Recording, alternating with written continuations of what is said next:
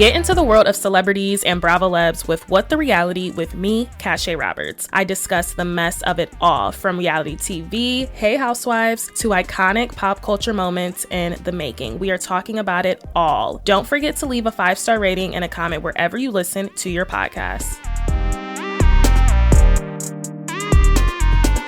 Welcome to the pod. You are listening to What the Reality with me, Cache Roberts, and we are back with another. It is toxic, but it is a Tuesday. Toxic Tuesdays, toxic, but it's Tuesdays.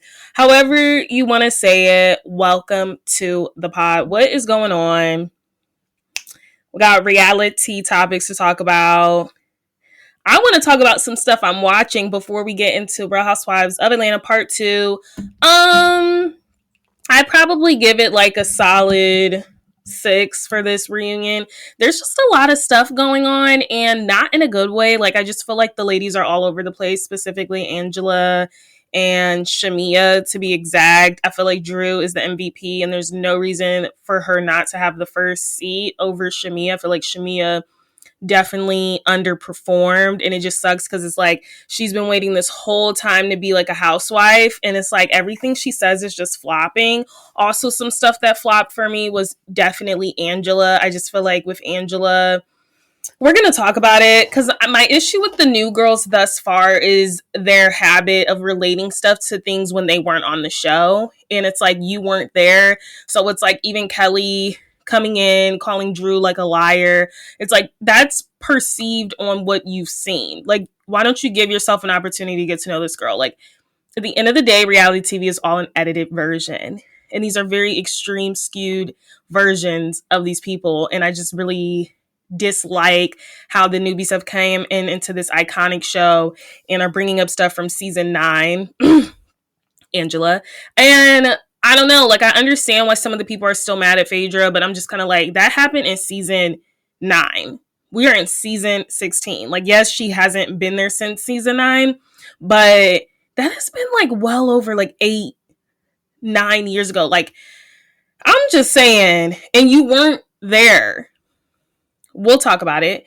Unfortunately, let's break the sad news first. Like, Malcolm Jamal Walker from The Cosby Show and a bunch of other stuff has suddenly passed away in an unexpected drowning in Costa Rica. So that happened very suddenly. I have the statement here from People. So apparently he passed away July 20th. Obviously, I'm reading this the 21st, but you'll be hearing this the 22nd. So he died on a family trip, which is just honestly so heartbreaking. He was 54. He was swimming in Costa Rica on family vacation and drowned. And yeah, that's what we have right now. Very unfortunate. I think that's like a very shocking death, at least for me. Like, yes, like, you say what you want about the Cosby Show. Please say what you want. But Malcolm was a very stellar actor, and I just feel like I low-key like grew up with Malcolm. Like, so it is crazy to me that he's unfortunately passed away. He was so young, and my thoughts and prayers are with his family. 54 is very young, and especially such a freak accident like swimming. So it is very crazy. It's kind of rocked the Black community, especially because he is such a huge child star. And yeah, he was on a lot of stuff. Very unfortunate. It's very unfortunate. Let's talk about some other news, some other reality topics. Jax Taylor has officially left the Valley. I'm genuinely shocked. So I've been watching the Valley. I've been very not critical of it. I've been critical of it. I've been very critical about the Valley this season because I just felt like Jax got out of rehab and we're still coming after Nia and Danny, or while he was in rehab or that facility he was in, they were coming for Danny and Nia. Did not like that. And I just feel like they're all a bunch of hypocrites. Like, y'all are constantly talking about Danny's drinking while y'all are all drunk, like, a good amount of the time. Like, y'all stay drunk on that show. I feel like I don't like what they're doing, trying to paint Danny as this, like, alcoholic, this creep. Wrong edit. So now I just really hope that next season isn't that to the extreme, because I have a feeling now that Jax will not be on here, people are going to be doing the absolute most again in efforts to stir up a storyline. I don't know what Brittany's going to talk about because her whole storyline has been Jax. I didn't know Jax made the decision to leave. I feel like production definitely was pointing him in that direction. They're just kind of like, it's probably time that you bow out. I know a lot of fans on social media at least have been like, why is Jax still on the show? He's an abuser. Like, they were super upset when he was on Watch Evans Live. He just has very big like anger issues, huge like control issues. He is an addict. You can see it clear as day, even that he's out of the rehab facility, at least on the Valley, like the aftermath of that. He doesn't seem sober to me. He says he's sober in real time, but the fan feedback has been crazy. Andy Cohen did react. He said he did think it was a good decision and he thinks he needs to work some S out without the cameras around. They said they also talked about this at the reunion. The Valley's season finale is coming on this week, along with Next Gen NYZ, which was really good. I really enjoyed that. But Andy also said this comes up at the reunion. I have kind of a serious conversation with him about his needs for control and his anger issues and what's going on to take and what it is going to take for him to get to a better place with Brittany and in the world. He said he hopes he takes the time to lean into this away from the cameras. It's so funny because it seems like though, like this is Jax Taylor's curse. Like this is the second time he has said on a show, this is my show, this is my stuff, like I run it. And it's like you've literally been booted off of the show after that. I don't think it was his decision to leave. I really don't. I think he was pushed out of the show, rightfully so. It's very hard for me to believe that Jax Taylor himself was like, you know what, let me take a step back. No, he was definitely pushed out. The fans are calling him very, very toxic. He's getting a lot of backlash on social media right now. There was a recent episode where Brittany's just like, you know what, I got it. I will pay for everything. I just need you to give me money for Cruz's medication. Give me at least half of that. That's basically what child support is. She'll pay for his school and everything. Brittany's paying for a lot. And then he was like, well, I'm going to take you to court. I'm not giving you money for his medication. Like, it was very disgusting what he said. And so I think that ruffled a lot of people's feathers too. It's like, you're not even trying to take care of he's not like your sick kid. You're not even trying to pay for his medication. Like, you just see a whole other side of Jax. What I will say though about Brittany, she provokes him a lot for a reaction, which I want to talk about. And it's kind of like when you're dealing with narcissists, why bother provoking them? Because when you're dealing with narcissists, one, you're never right. In a narcissist's eyes, they're always correct. Therefore, you have to learn how to play chess. And I don't think Brittany knows how to play chess. I don't think she knows how to play checkers. But I don't think she realizes that she escalates the situation. And I'm not saying like it's exhausting to be the bigger person all the time. I totally get that. But a lot of stuff could have been handled a lot better, in my opinion. Like, especially when he's calling her. He's like, hey, you just got a code sent to your phone for the Ring camera because he's setting up the cameras. Now, clearly Brittany knows Jax better than anyone. But based on the scene prior to that, we knew he was going to be calling her for that code because he's trying to set up cameras in the nursery so that she has access to that. She saw it as, now you want to see what I'm doing in the house, and caused this whole scene in front of Kristen and them. And I feel like she does this stuff to kind of get more of a victim edit, a sympathy vote, like a sympathy edit. Like, I feel like she kind of does that stuff even more to an extreme. And it's very infuriating because I'm just like, girl, why did you have to call a man and put him on speaker? And I'm just like, so now that he's not going to be on the show, Brittany, you do know you're going to have to really clock in. And it can't be about Jax all the time because we're not seeing his perspective now. Like, it's kind of like, you got to clock in, girl. It can't just be about Jax. And I swear if they make this a Danny and Nia thing because they handled their marriage accordingly, they aren't quick to put each other on blast.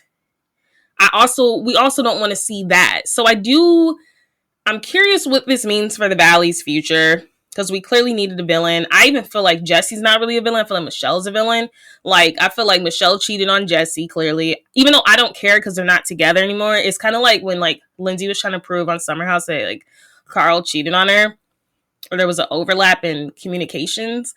But I'm like, girl, you was pregnant with somebody's whole kid right now. Like, I don't really care if he cheated on you or not, because it's kind of like you've moved on in life. Like, why do we care about that? So with Jesse, I don't really care, because it's like you were dating a new girl. Michelle's like head over heels for this Aaron guy that doesn't blink. I don't really care if she did cheat on you. Do we think she cheated on him? 110%. Who wouldn't think that Michelle cheated on Jesse? It's so clear. It's clear as day. I'm saying, as an audience, we're sick of that storyline. I'm sick of Jasmine's storyline. It was laughable that they showed Danny and Nia that house. On the right side, I did see something on Twitter that Danny and Nia did move into this gorgeous house in, I was going to say Pasadena. No, wherever, Santa Clark or wherever he wanted to really move. It's beautiful. It's spacious for the amount of children they have. And, you know, they just had another kid. It was beautiful, because I feel like Nia just wanted to be close to her friends. But I'm like, girl, these people are not your friends besides Kirsten. I can understand if it was family nearby. I don't even think her family is nearby. Like, these people are not your friends. So I'm wondering if that even pushed her further to be like, you know what, let's move to Santa Clark. Like, I don't mind a drive, because you want better schools. You need more space. It wasn't cutting it in LA, the Valley. Like, it's not cutting it. And it's like, I didn't understand Nia on that, because I'm like, girl, you don't want to keep having these kids, but you don't want no space for them. You want y'all to suffer. Like, they're literally suffering. But no, I love Danny and Nia. What else is going on? So, Denise Richards, Aaron Phypers. I thought it was Phypers. It's Phypers. This divorce is getting ugly. So, there's so much I have to pull up. Okay, so Denise filed a restraining order. And she was granted that. She was alleging abuse allegations. So he officially filed for divorce. All of this stuff came out July 7th. He noted their official separation date as 4th of July. Something happened 4th of July. So Denise Richards now is responding back to that with a restraining order. She's saying throughout the relationship, this is a quote from Denise. She's saying throughout the relationship that Aaron would frequently violently choke me, violently squeeze my head with both hands, tightly squeeze my arms, violently slap me in the face and head, aggressively slam my head into the bathroom towel rack, and more. And those are court documents from TMZ. In the filing, Richards, this is from MSN. In the filing, Richards wrote that Phypers threatened to kill her and himself if she reported him to the police. She also wrote that he had at least 8 unregistered guns. So the court documents detail several specific incidents of Phypers allegedly controlling and abusive behavior. In 2022 incident, Phypers, a former actor who later founded a holistic healing center in California, which I'm like, where is that center at now? Like, I don't know what happened to it. Allegedly became paranoid that the plotted plants at his workplace contained listening devices. He then allegedly struck Richards in the face, giving her a black eye and called her an effing B. Then we also see her take that picture of her eye and post that, or we saw the images for that one. So a photo included with the filing showed her with a black beanie and a deep purple, it was like bruised, battered eye, clearly a black eye. So then another incident, Richards suggested that Phypers not accompany her on a work trip. In response, he grabbed her by the back of the head and slammed her to the ground, screaming that he did not trust her. Then on 4th of July, which is when everything officially blew over, he allegedly stormed into her office and demanded to see her phone. When she refused and threatened to call the police, he grabbed her arm and warned her, "I would like to see the cops take me away. I will blow everything up if they try." The incident continued until July 5th, according to the filing, with Phypers allegedly calling Richards a "see you next Tuesday" whore. 2 days later, Phypers filed for divorce and listed 4th of July as their separation date. He is seeking spousal support and has asked to keep their assets and debts separate. But he's seeking spousal support, but now she got all this evidence of him being abusive. You're not going to get any spousal support. The temporary restraining order is requiring Phypers to stay at least 100 yards away until at least August 8th, when the two are scheduled to appear in court. So then this happened today, July 21st, it's a lot of dates. So now he just got the cops involved again. So he went to the police station and was this talking about what he did. So he posted a video, I think, like over the weekend, talking about that Denise Richards actually was cheating on him. And he found messages between her and another man on the laptop and saved them on his phone. And they're saying this is what happened from 4th of July. When he found his phone, he says Aaron claims on July 4th, he found his phone smashed into pieces in a recycling bin. He alleges Denise smashed the device because it contained photos of texts proving she carried on an alleged affair. So this huge 4th of July fight apparently is assisting there, but it's something to deal with some phones because even Denise Richards is alleging that he took her phone as well. Very hard to keep up, but something big happened on the 4th of July. Okay, so she's alleging on 4th of July that he demanded to see her phone because, and now we get the other part of that, he thought she was having an affair. And when she refused and threatened to call the police, he grabbed her. And so he's saying the only reason he was asking for her phone is because he believed she was having an affair. So then he took her phone, sent it to him for evidence. I'm assuming this is evidence to lead up to spousal support. She took the phone, smashed it to the ground, allegedly. And all of that has been erased. Or I don't know if he has a Mac. I don't know. He might be able to still see it if he did send it to his phone. But either way, 4th of July, it seems like is really like put off. It set something in motion for the grounds of the teardown of this relationship. They say women go to Beverly Hills to get divorced, and it looks as though that is true. Heart goes out to Denise because those pictures were graphics she showed of her black eye. I do believe that he was most likely allegedly abusive because now we get a scene of Real Housewives of Beverly Hills. And you guys remember season 10 when there was like accusations of like her creeping around with Brandy. She was super nervous that Aaron was going to find out. She did not want him to find out. And I remember at the like barbecue, it was never a barbecue. Kyle had bangs, y'all remember. But she was like, we are on camera, like talking to him because he was mad about the rumors. And then he said, you need to be quiet or like I'll break your arm, twist your arm or something. In her restraining order, she's alleging that he would twist her arm a lot. So it's all believable. This is very unfortunate. This is all very unfortunate. And I'm going to keep updating you guys with that story because that is very crazy to me, is ballistic to me. All right, let's get in. Okay, Astronomer.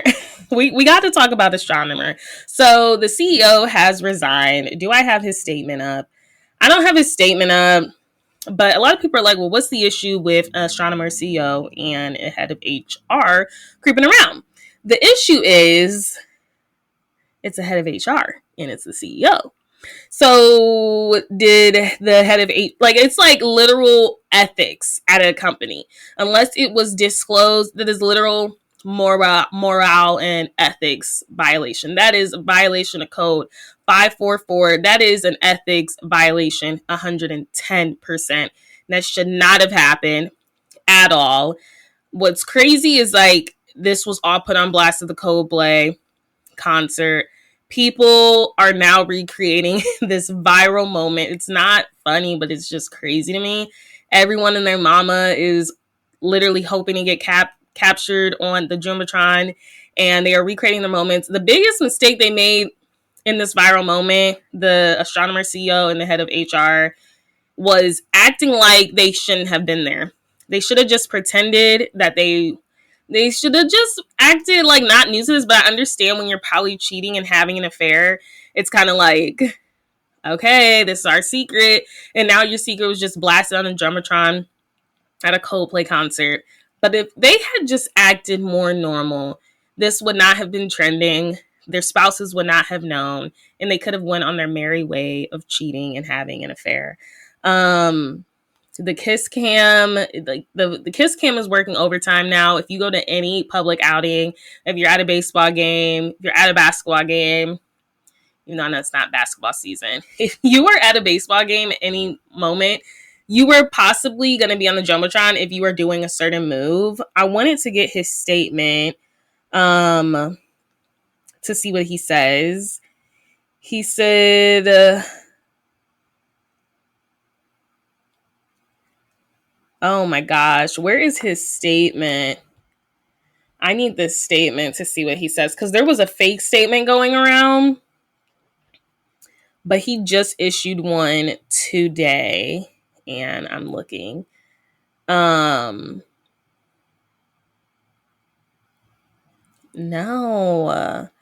I can't find his statement.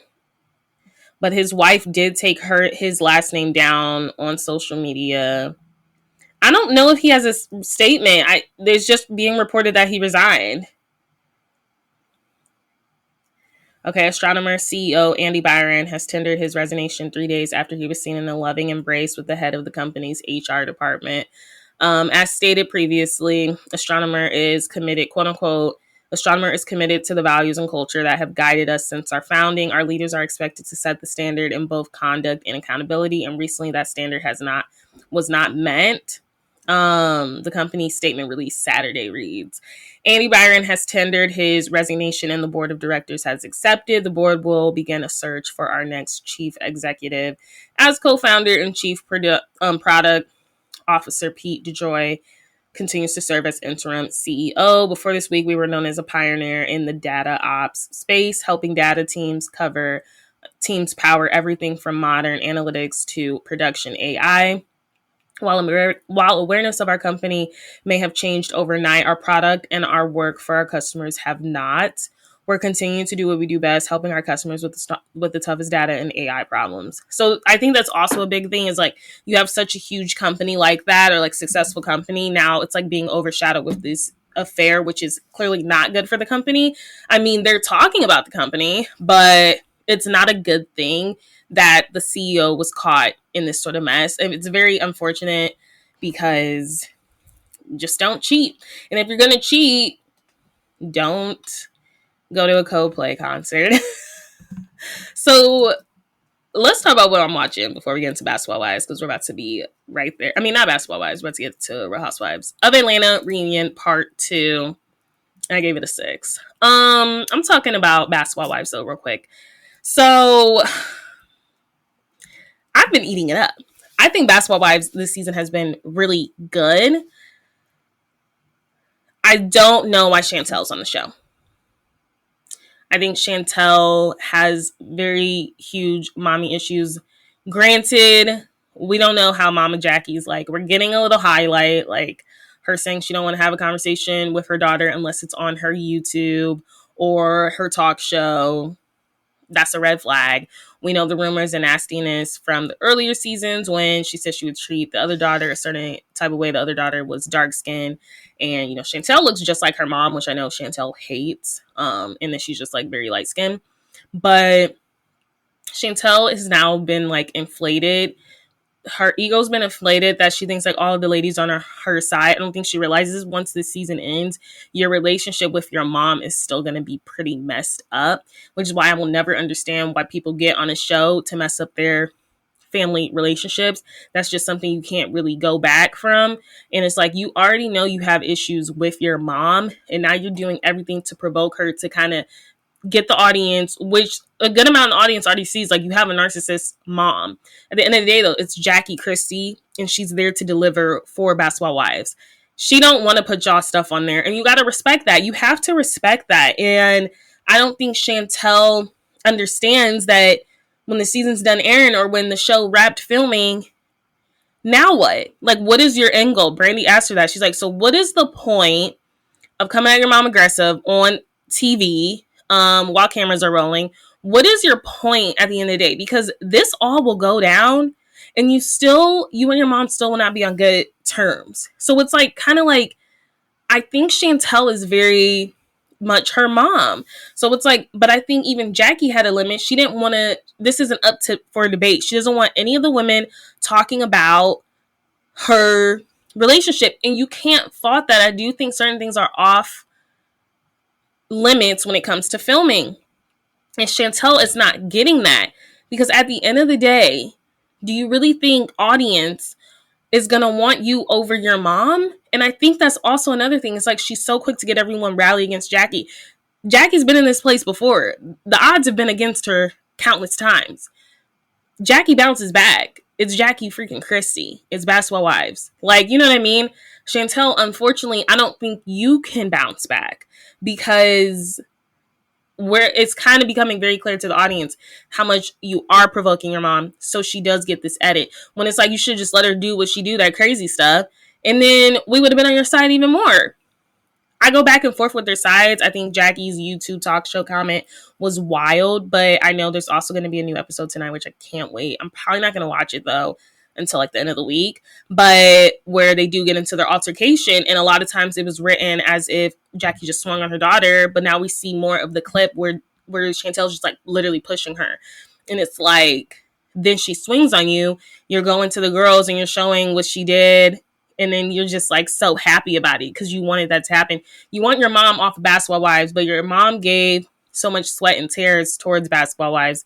It'll always be her show. And I think Chantel is letting the big three, which I think is so lame. Like, you guys are literally 30 years old calling yourself the big three. Like, I think that is such loser behavior to give yourself a nickname for your friends. I mean, yeah, I did that in college, but that was freaking college. I was like 18, 19. Like, you know what I mean? Like, I think it's such loser behavior to call yourself the big three.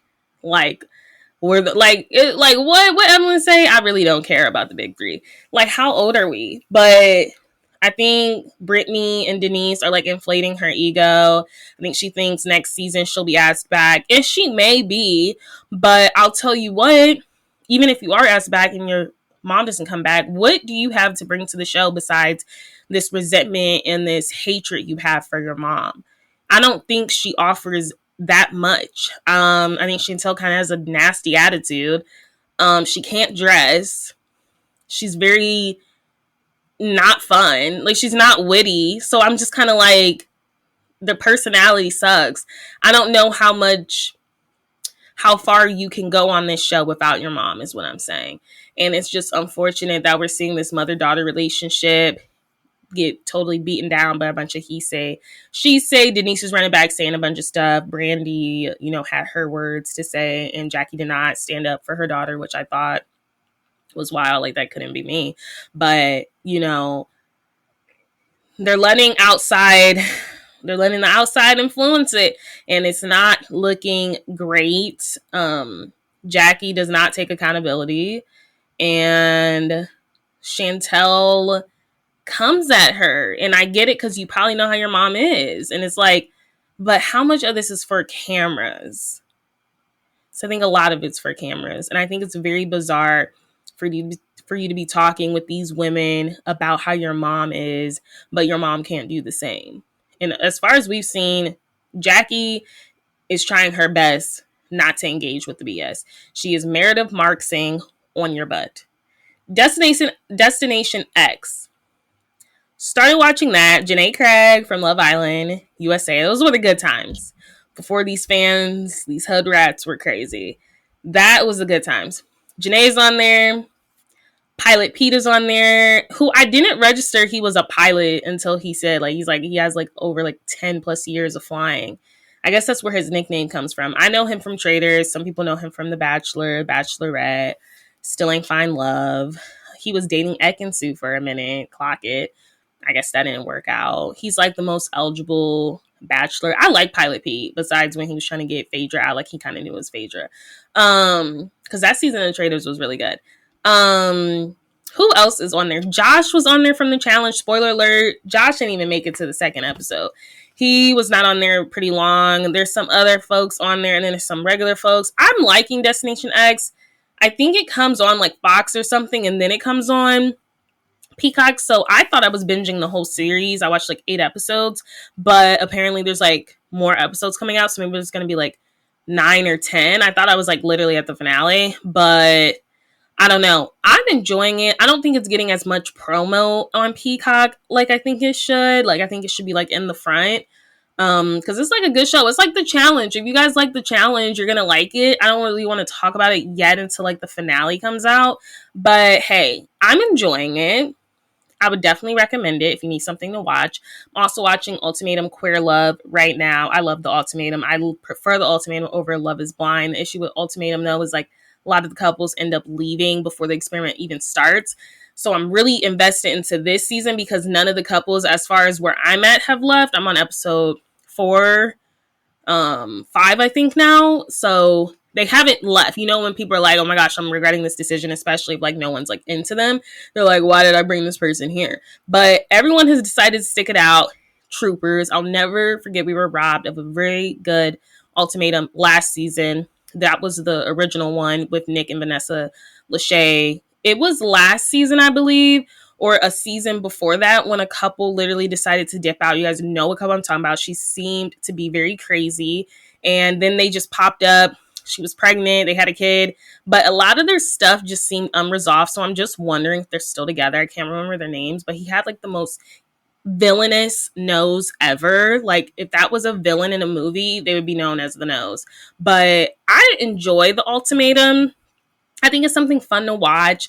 Queer Love, though, is really good. I do enjoy that. And it's just always interesting to see the dynamics. And it's also interesting to see, like, I think with Queer Love, we get a whole other added layer of personal story because these are people that have not came out sometimes or, like, are not comfortable in their sexuality, at least to opening up with their, like, parents and stuff. So I prefer the Queer Love one, low-key, because I'm like, okay, period. I'm being fed, like, some drama, some other stuff. Like, it's not just about you gave this person an ultimatum.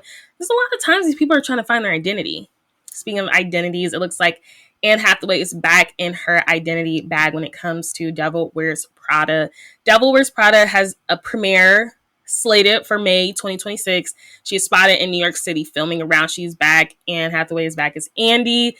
Looks like she's back at Runway. We're all very excited. You know what's crazy is like I really didn't get into Devil Wears Prada until like maybe a year, 2 years ago. And it's like one of my favorite movies. Anne Hathaway, Lindsay Lohan, Hilary Duff. Those are like my favorite like white girls. Those are like my girls. Those are like my favorite white girl actors. Like actresses, period. Like I just love them so much. So I'm always like excited whenever they got a new project coming out. Lindsay Lohan, she got Freakier Friday coming out. That's the golden age of acting for me, like the Disney girls, and then Anne Hathaway has just always been one of my favorite actors. But that was all of the reality topics. I want to get into Real Housewives of Atlanta because this reunion, it was something. You are listening to What the Reality with me, Kasha Roberts. We are getting into the Real Housewives of Atlanta because it is toxic, but it is Tuesday. So, of course, with that comes some recap. I've been doing my recaps differently lately. I just want to talk about like topics that were really brought up throughout the episode that I was just kind of like, let's talk about it. Let's actually talk about it because that was a valid point or that made no sense to me. So basically, Angela, this is my issue. So Angela and Phaedra's fight is continuing from the episode before. I'm like sitting on my ankle and I shouldn't be. I'm trying to work on my posture like Alandria from Love is Blind. Okay, so their argument is continuing about this whole Marcus thing.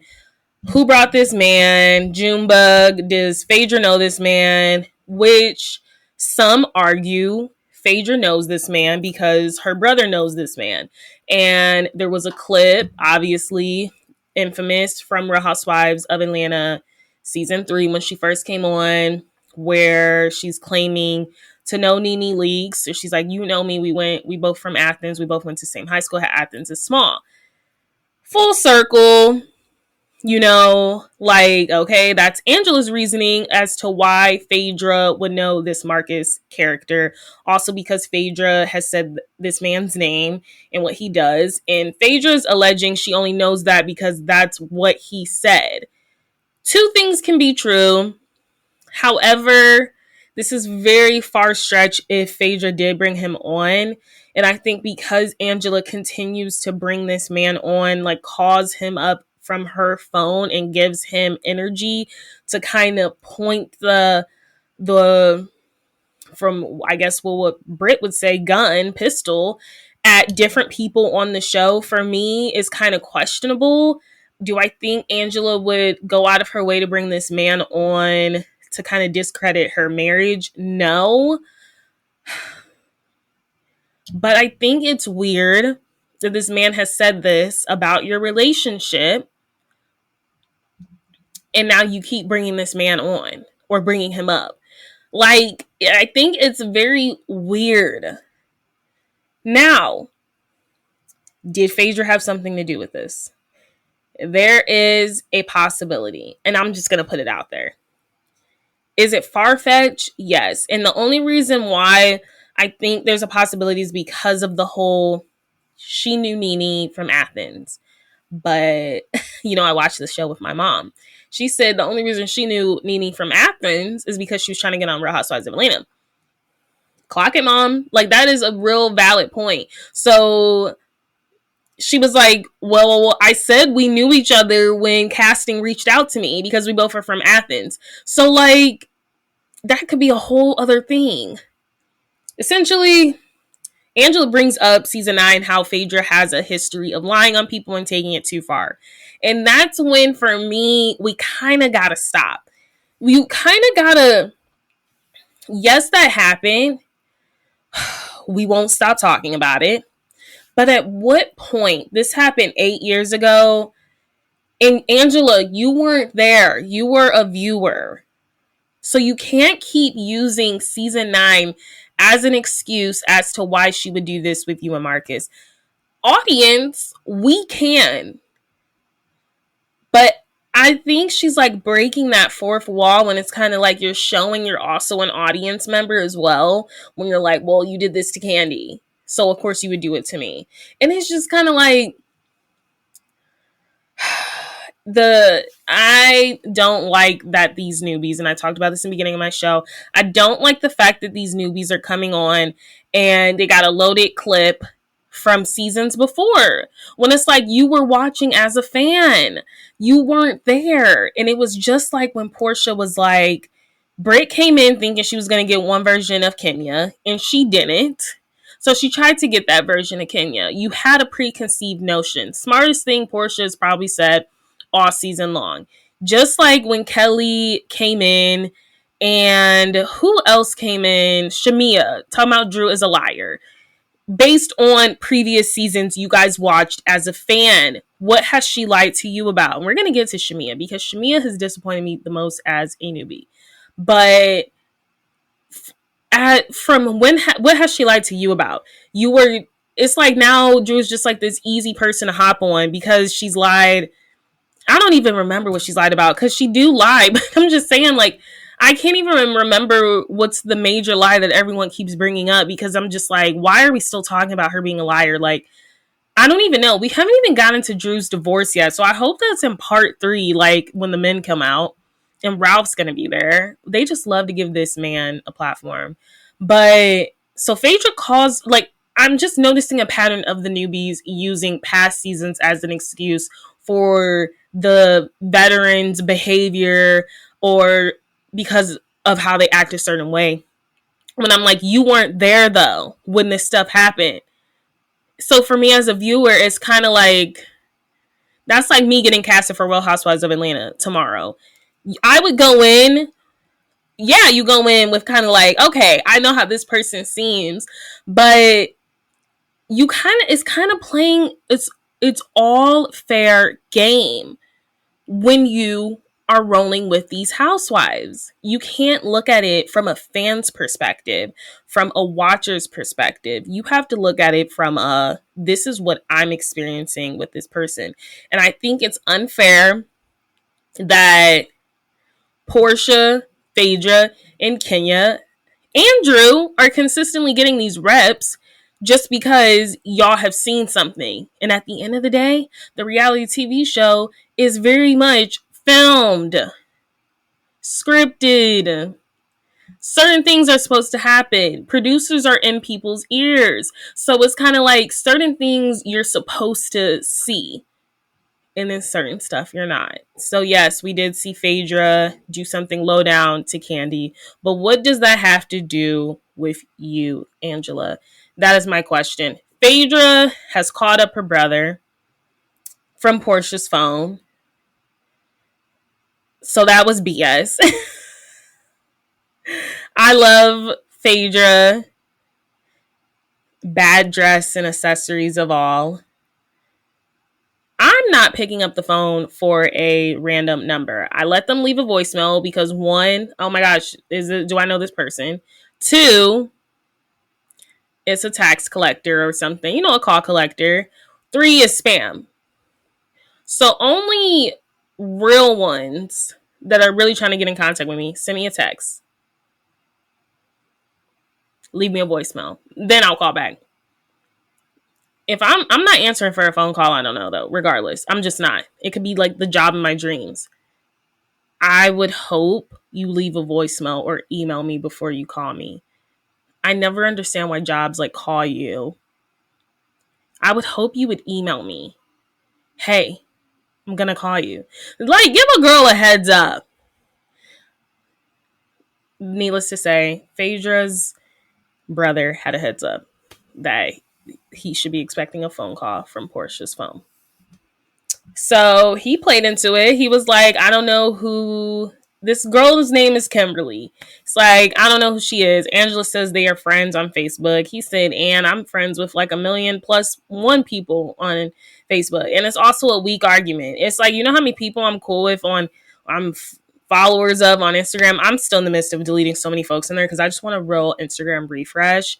But even TikTok, like, TikTok, I did it so differently. Like, I'm very specific with who I follow. But Instagram, I feel like was like turning to the next Facebook. Oh my gosh, like my friend dated their brother. I met them once. So it's kind of like we're following each other on Instagram. Now, if you were to ask me tomorrow, do I know XYZ? I'm following them on Instagram. I'd be like, who? So that's a weak argument to me, Angela. Like, especially Facebook. Because Facebook, you could be from the same street in y'all Facebook friends just because you from the same street. Like, you don't know this person, but you know that they are in the neighborhood club on the app for neighborhood watch. Like, but you don't know this person or that person's cousin. Like, you know what I mean? Like, I feel like Facebook is such a weak argument. It's not like I even would have given her Instagram because I've been like, ooh, now who you following on Instagram? Facebook friends. Now, I don't have a Facebook, but Facebook friends, I just hear you be friends with everybody on there. So it was kind of a weak argument. Phaedra and Angela, then they like go back and forth about the rooms that they're in and how Phaedra says the rooms that she's in, they don't know about Angela. And Angela's like, well, the rooms I'm in, you're trying to get in. She then says that she hears Phaedra's trying to break into those rooms. She said, like, you don't know Charles. Phaedra says she didn't hang out with Charles like 10 years ago, and it's giving like they hooked up because Phaedra definitely feels the type of way that Charles is married. Like, let's just call it for what it is. She's definitely feeling a type of way that Charles is married and that he has a relationship with Angela. Because as soon as she came on the show, she was like, she didn't know Charles was married. And I just feel like for me, that would be like, oh, so did y'all used to mess around? Like, I don't know. It's just weird. I don't know. I don't know who I believe in this fight. I don't know if I believe Angela. I don't know if I believe Phaedra. It's very messy, a little too messy for Housewives for me because it's like, I don't like when stories aren't coherent or cohesive. So I'm just kind of like, we're not watching a ping pong match, as Phaedra would say. We are literally watching basketball, and they're getting all on the floor. They're fighting over the ball. They're making no sense. Calls are being called that don't need to be called. The refs are in. It's not making sense.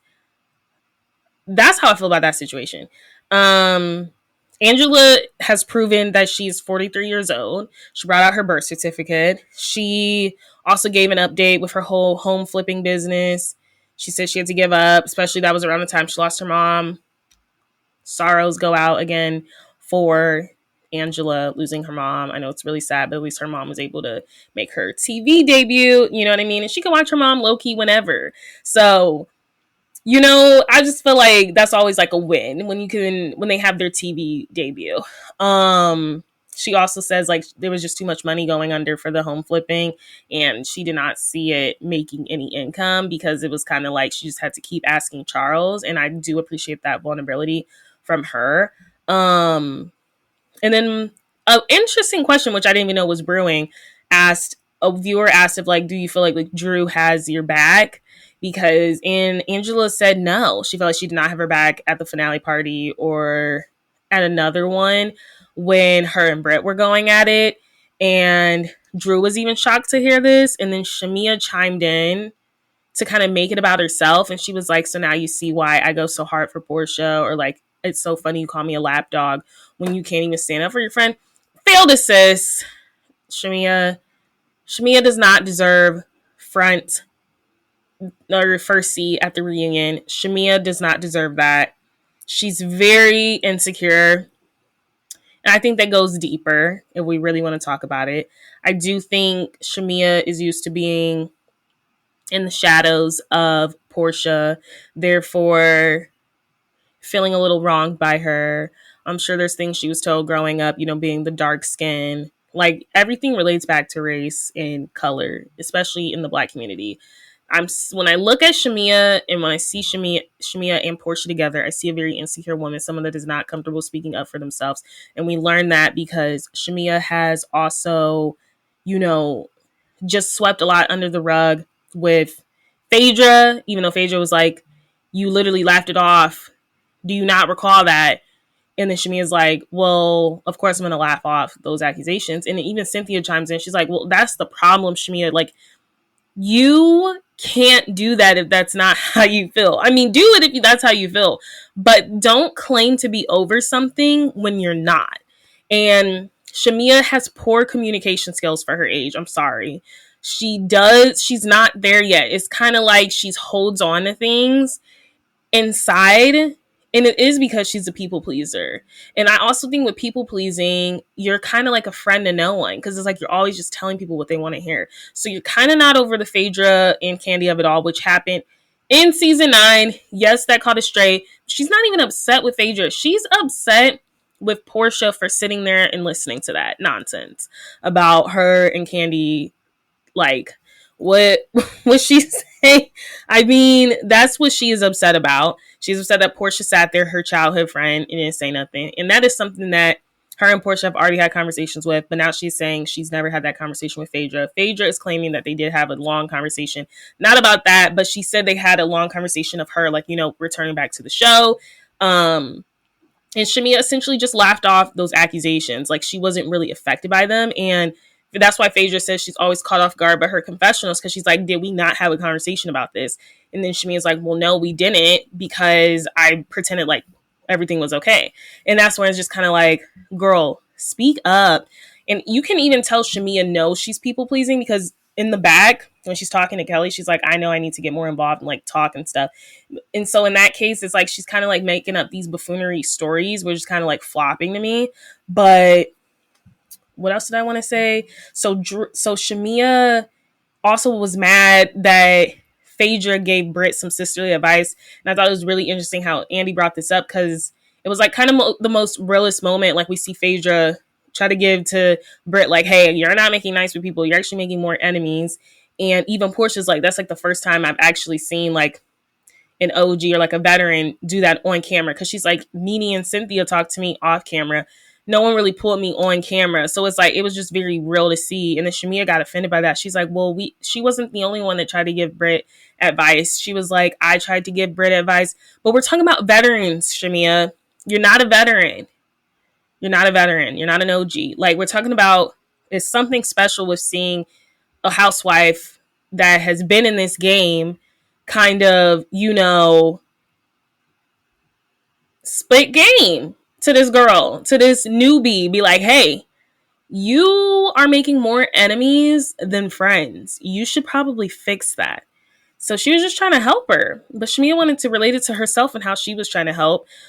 What I also find interesting when they were on the topic of Britt was how, like Shamia said, she's just shocked how Britt was acting when they got on camera after the incident. So we do eventually end up talking about, like, we end up talking about the image incident and how there was an investigation done. And my question will continue. How was there an investigation done, Bravo, if Britt is now saying the day of the reunion, because they talk about their statements, how was there an investigation done and Kenya was fired if the images weren't even Britt? Like, how was the investigation done? And then also about the pistol comment, Kenya has said on her YouTube that the investigation was done 3 weeks later. So this girl, Britt, could have gotten rid of the pistol. So it's like, was there an investigation done? Or 2 weeks later? And then it's like, what investigation was done with these images? Because the images weren't Britt. That's my serious question. But Shamia said she always thought it was weird. After the incident, Britt was fine. She was pretty happy. She was pretty okay. And then camera started rolling and Britt was distraught. And Kelly agreed. She was like, they went to dinner somewhere. She was fine. She was happy. Low key, like, I finally did it. I finally got to Kenya. And now cameras are rolling. I'm distraught. I'm crying. So now I'm like, did Britt know all along those weren't her images? I don't know. They also talk about Cynthia's been getting a lot of backlash for not defending Kenya more and basically, coddling Britt. But Cynthia says, like, no matter what, friend or not, I'm not going to compromise my integrity. You could be my kid to make you feel better. And I agree. I don't know why Cynthia was getting so much heat, but Cynthia and Kenya still have not spoken since that event. And Kenya has been outside with Candy and everybody. Like, they just still haven't spoken. So, I mean, it's unfortunate. I don't know what else Kenya was expecting. I think Cynthia even told her, like, I just think you're better than this. And she said, I'll talk to you later. And then Kenya just never responded. I don't know if Kenya thought Cynthia was also going to go on a filming strike with her in honor of her because that was her good friend. But Cynthia and Kenya haven't really been 100, if we're going to keep it a buck, for a while, ever since the Ultimate Girls Trip. They just haven't really been, I feel like their yin and yang has been yay and nay. I don't know. Like, what's a metaphor to that? They haven't really been 100. So, I don't know. I just feel like that was destined to happen. I mean, I do hope they can reconcile, especially if Kenya comes back next season. I'm hearing she may be back as a friend of, but I don't know. Cynthia says she has tried reaching out and she hasn't returned her calls, which is very interesting. So I don't know what else happened. I don't think Cynthia did anything insane. She just was like, hey, I wouldn't do that. They also talk about Kenya being a loose canyon. Portia talks about that, how she's like, when the pistol was mentioned, she was like, now you got a loose canyon. And that canyon is literally Kenya. And it's like, she knew she was gathering stuff and she knew she got it from Drew because that's what Kenya said. That's what Kenya told her, even though Kenya has went on her YouTube and said she didn't get it from any of the current cast. So discrepancies in that story. If you guys want to really listen to some discrepancies, make sure you listen to What's the Reality on Portia and Simon's relationship, part 1, that is out. Part 2 coming out soon because Portia has some discrepancies. But Drew was shocked when she said that, claiming that Drew was the one that basically sent the images. Do I think Drew sent them? No, I think Ming Lee did, because Ming Lee was apparently filming for that, who's on Basketball Wives currently, who I actually like. I like her. But you can also tell her veneers are too big for her mouth because, like, she talks with like she drags her teeth. Like, you can tell it's uncomfortable to talk. So yeah, Andy, the investigation, what investigation? So Shamia then breaks down, they talk more about Britt, which is unfortunate that Britt isn't there to really get into it, but she wanted to post her reunion dress, which I think was AI.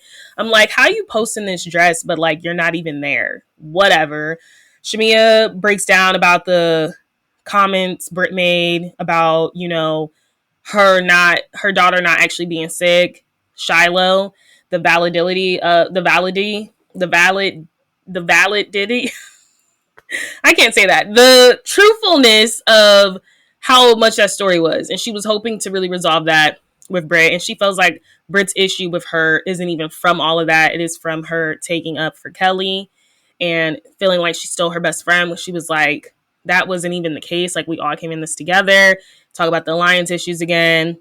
Shamia claims that she thinks that Kelly or Britt was still upset about like the donations and stuff too, but she's like, I just really wasn't. Like, it seemed like a bunch of miscommunication is what Shamia is saying. Then Shamia says that Drew is a liar. She gets back at Drew again.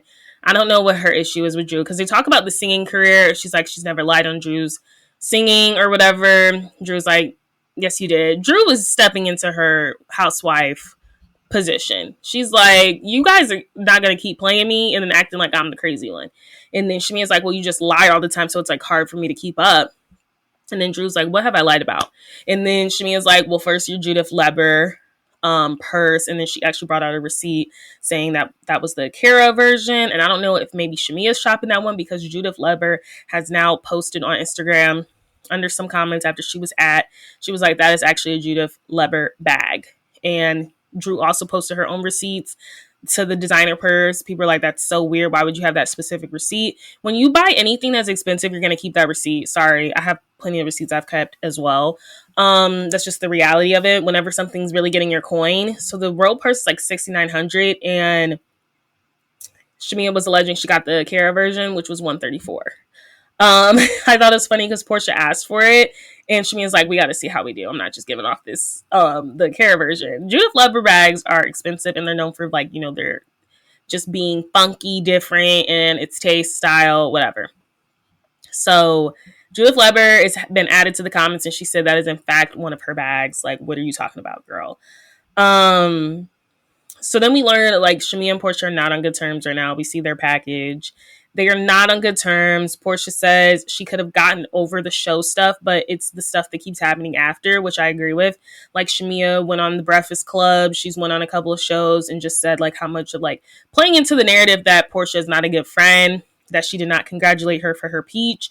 So now Portia has also went to her social media accounts and posted the receipts of her sending her flowers, congratulations, and her comment underneath her post initially when she was announcing that she's finally a peach holder. And Shamia's biggest thing is like she did not congratulate her. They didn't really have time to celebrate because Portia was going through a lot, kind of weaponizing what Portia's going through to kind of like get the victim out at it. When Shamia's in, like, oh, my friend was going through all of this, so she didn't have time for me. But I don't know. That situation's messy. Unfortunate that they have let the show also come in between the relationship. But we're going to see what the mom's beef is because that seems to also be stemming into why their relationship is so fractured. But Portia just has an issue with her lying. Portia and Shamia are both liars. And the sooner everyone realizes that, the sooner everyone will sleep better at night. I don't have any sides when it comes to the Portia and Shamia side. I think they're both full of crap. I do think Portia did not want her friend being a peach holder because I think it would have dimmed her light a little bit. Shamia was a good peach holder at first, but she's really flopped with these allegations of like Drew lying and these stories, the reads, and it's like we can already see Portia may not be the best friend. I think it's kind of you, and I will relate it back to Chantel kind of because it's like Chantel, we see Jackie's probably not the best mom, but it's like when you're continuously trying to play into something and continuously trying to prove to the audience when it's like what you don't know is like we can really see a lot. We can see a lot with edits. We don't really need you going out of your way to kind of manipulate things. And that's what I'm seeing with Shamia. And that's why I will continue to call her insecure because you claim you're over this stuff with Portia. You want to work through it. But you were constantly sneak dissing her. And I do believe she called up Drew and them or Angela and Drew to say, talked about the wedding and stuff. And it's like, Portia's like, that was already talked about seasons ago. Why I didn't go. So it's just kind of like, but even though I'm hearing that reason is a discrepancy. Listen to Portia and Simon's relationship if you want to listen to some more discrepancies. It's just, I don't take anything serious when Portia and Shamia start arguing because I'm like, y'all are both full of it. I don't know if you realize, but you really both of you are literally full of it. You're both, I don't know. Portia claims that Shamia trying to sabotage her. That was your part 2. So part 3, it looks like the husbands come out, or the husband, because I think Charles is like the only husband. And then Ralph and Dennis come, and they're sitting on the other side. Like, he's not sitting with Drew. I think that's really weird, Bravo. I think it's really weird. But yeah, that was your episode of What the Reality. Thank you so much for listening. Those were the topics I just wanted to gloss over for the Real Housewives of Atlanta. Like I said, I don't want to do like scene for scene. Like, oh my gosh, I'm talking about this, I'm talking about that. But thank you so much for listening, and until the next time. Period. Thank you so much for listening to my podcast, What the Reality, with me, Cashay Roberts. Don't forget to leave a 5-star rating and a comment wherever you listen to your podcast. Let me know what I should be doing. Let me know how I'm doing. All compliments are welcome. Until the next time.